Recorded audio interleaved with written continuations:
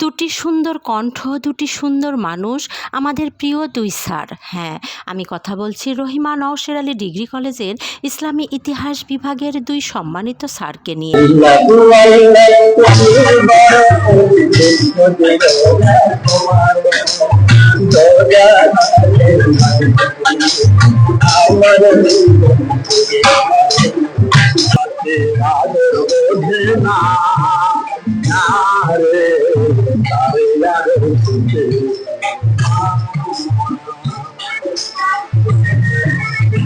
একটি প্রতিষ্ঠান, অনেক মানুষ একসঙ্গে কাজ করেন, কেউ শিক্ষক, কেউ কর্মকর্তা, কেউ কর্মচারী, কিন্তু সবাই কি একে অপরের এতটা আপন হয়ে উঠতে পারে?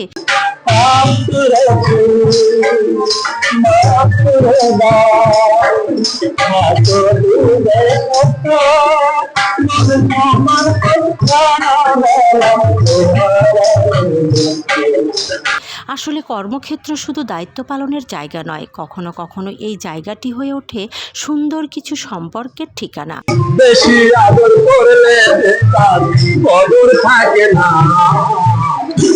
পাখি আদর ওঠে না, না রে আরে আদর করতে না, পাখি মায়া বোঝে না। দুজনেই একই বিভাগের শিক্ষক। ক্লাসরুমে তারা শিক্ষার্থীদের ইতিহাসের কথা বলেন, জ্ঞানের কথা বলেন, কিন্তু ক্লাসরুমের বাইরেও তাদের রয়েছে আরও একটি সুন্দর পরিচয়। দুজনেই অসাধারণ গান করেন। একজন যখন গান ধরেন, অন্যজনও যেন সেই সুরের সঙ্গে মিশে যান।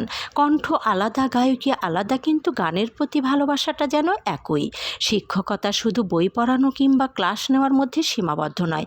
একজন শিক্ষকেরও থাকে নিজের ভালো লাগা, নিজের প্রতিভা, নিজের আনন্দের জগৎ। আর এই দুই স্যারের গান আমাদের সেই কথাটি মনে করিয়ে দেয়। তবে তাদের সবচেয়ে সুন্দর দিক শুধু তাদের গানের কণ্ঠ নয়, বরং তাদের পারস্পরিক সম্পর্কেও। একই বিভাগে কাজ করার সুবাদে প্রতিদিনের কর্মব্যস্ততায় তাদের দেখা হয়, কথা হয়, একসঙ্গে কাজ করতে হয়। আর সেই কাজের সম্পর্ক ধীরে ধীরে তৈরি করেছে আন্তরিকতা, পারস্পরিক সম্মান এবং বন্ধুত্বের এক সুন্দর বন্ধন। একজন গান ধরলে অন্যজন উৎসাহ দেন, একজনের কণ্ঠে সুর উঠলে অন্যজন মন দিয়ে শোনেন, আর কখনো দুজনের কণ্ঠ একসঙ্গে মিলেমিশে তৈরি করে এক অপূর্ব মুহূর্ত। কিন্তু কর্মব্যস্ত জীবনে এই ছোট ছোট মুহূর্তগুলোই একদিন সবচেয়ে সুন্দর স্মৃতি হয়ে থাকে। একটি সুন্দর কর্মপরিবেশ শুধু নিয়মকানুন দিয়ে তৈরি হয় না, সেখানে প্রয়োজন আন্তরিকতা, পারস্পরিক শ্রদ্ধা আর সুন্দর সম্পর্ক। আর এই দুই স্যারের সম্পর্ক যেন তারই একটি সুন্দর উদাহরণ। গান চলুক, বন্ধুত্ব থাকুক, আর এমন সুন্দর মুহূর্তগুলো স্মৃতির পাতায় থেকে যাক। ইসলামের ইতিহাস বিভাগের আমাদের প্রিয় দুই স্যারকে শ্রদ্ধা ও ভালোবাসা।